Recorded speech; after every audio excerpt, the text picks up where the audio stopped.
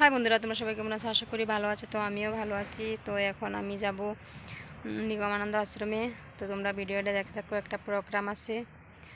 তো প্রোগ্রামের ভিডিওটা দিব, তো তোমরা সবাই দেখো।